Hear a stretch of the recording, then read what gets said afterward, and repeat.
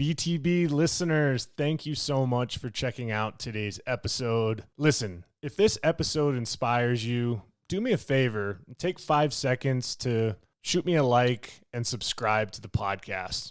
There are several more exciting guests that are in the pipeline, and I just can't thank you enough for your continued support, and let's keep paying the mission forward. Don't be afraid of the dark. Be careful with stars. Not every light is gonna guide you, baby. Welcome to the BTB Project, designed to empower listeners to identify their why and to live their best lives no matter the circumstances. My name is Kollman Gearhart, a former athlete and motivational coach. I've had the opportunity to inspire thousands through my story and help accomplish what they are built to be. You'll be encouraged by each and every episode, and let's get into it. Yeah, when I blow up, I'ma soar high like Peter Pan. In real life, be living out my dreams. If I'm waking up, it's in a foreign land. In today's BTB short, I want to uncover a common topic that I come across, and it's around overcoming the odds. There have been several times in my life where people ask me how I get through particular situations. And one of those situations that comes to mind that was by far one of the biggest challenges in my life was my education. I tell my kids all the time that, as a little bit of a pun, that I'm not the brightest crayon in the box. I definitely have been built with more of a creative mindset. Obviously good at public speaking, coach voice, things like that. But when it comes to being book smart, I've always struggled with that. Now, I had some things that didn't help with those academic endeavors. Things like dyslexia, being able to not focus, borderline ADHD, not a very good reader. I had a really bad stigmatism in my left eye. It causes my eye to twitch when I'm focusing on something too long. So I have had all of these things stack. And it led to this point in high school where I had to go and take the ACT my junior year. I got the test back and I got a 16 on the ACT. Now, the best score you can get on an ACT, I believe, is a 36. A 16, way below national average.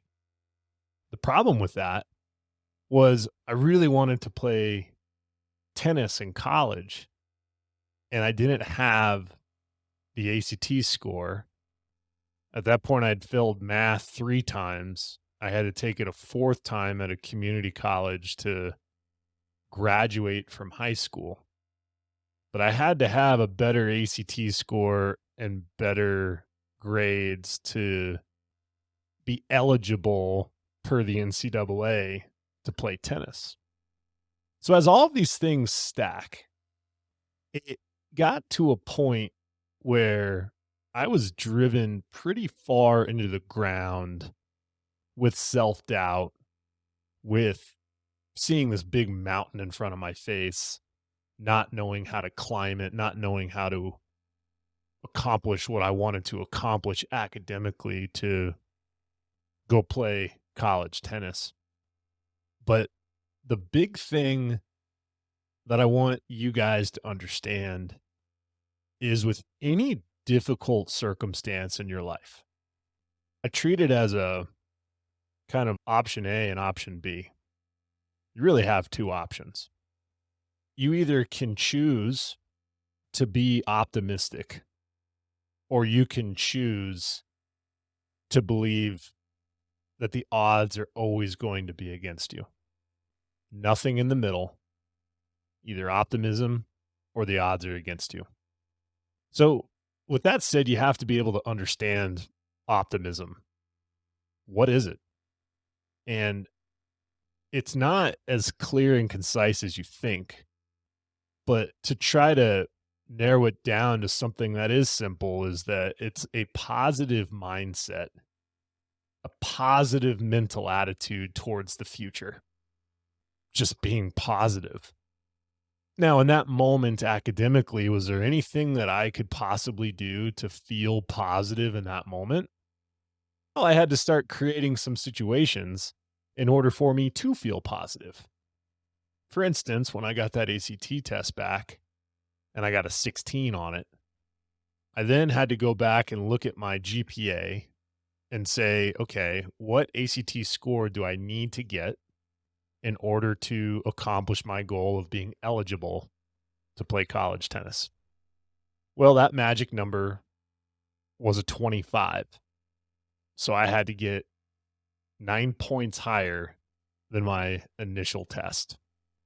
And so the positive optimism that I started instilling in my mind is I at least get an opportunity to take another test.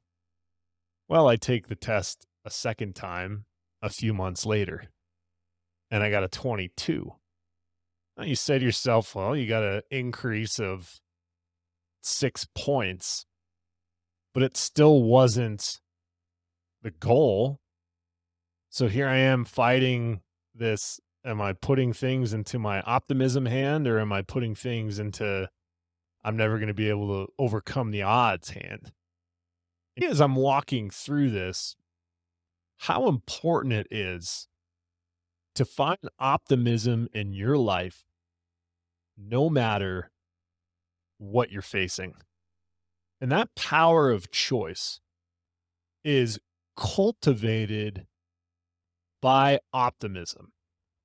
There's a great quote out there, Theodore Roosevelt: believe you can and you're halfway there. I find that to be so powerful and simple and beautiful because that's the truth. Most of the times when we're in these tough situations in life and you're trying to overcome the odds, your mind is in the trash can, filled with negativity and self doubt. You don't want to believe that things are going to change because you've manifested all of the negativity and the weight of the situation. You've manifested it in your mind to where it's literally paralyzed you from taking action and to be positive. And when it comes to just the truth of life, is there are beautiful opportunities and there are moments where I'm going to call it the enemy. The enemy just has you by a stranglehold and you're holding on for dear life. What are some ways that we can instill a positive mindset, choose to be in that mindset, and have it be fueled by optimism? You have to be able to, in some cases, fake it till you make it. How can you be overly optimistic when the odds are against you? I began many times in that educational journey that I went on to say optimistic things to myself on a daily basis, looking myself in the mirror every morning, giving myself praise and positive affirmations. For instance, on that ACT test, even increasing it by 6 points. Kollman, good job, man. You're at a 22. You were at a 16 a few months ago, and you're getting closer to a 25 than you are a 16. That's a good day. Did I have the instant gratification of getting a 25 the first time I retook the test? Absolutely not. But what do you do with that? You continue to train, educate with that positive mindset. So now I've made the choice of optimism. I've reinforced it by doing things that are going to lead towards my goal of getting a 25 on the ACT. And that strategy of training myself to understand the content to be better on that test led me to having an overwhelming positive nature in my mind to where the odds became less than the positive belief, the optimism. It is a battle that goes on in our mind on a daily basis. And being able to outweigh the odds with optimism is the true ticket for you to overcome anything in your life. And that is where, when you have this balancing act of positive and negative going on in your mind, what if it falls into the opposite end of the spectrum, to where maybe you're having a few good days of being optimistic, overcoming the odds, and then the odds just punch you right in the face? How do you deal with those negative moments, those truly negative, dark moments? And you have to be able to find a way to accept the negative thoughts. When I got a 16 on the ACT, I accepted and I took ownership of that score. I didn't study well for that test. I wasn't focused when I took the test. Honestly, there was a few times when I took that test where I just was bubbling. I just was filling in bubbles because I didn't correlate in that moment how important it was for me to do well on that test. I didn't care. I didn't have motivation. The negativity that I felt afterwards, all of it was self-inflicted.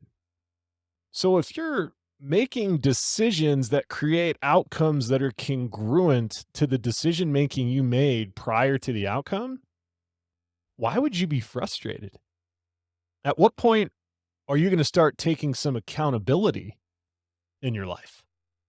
Sometimes the odds get stacked against us because we're stacking it before it happens, way before it happens, with our thoughts, with our decisions. That's why I'm telling you all the time, impossible is nothing, because it's a mindset.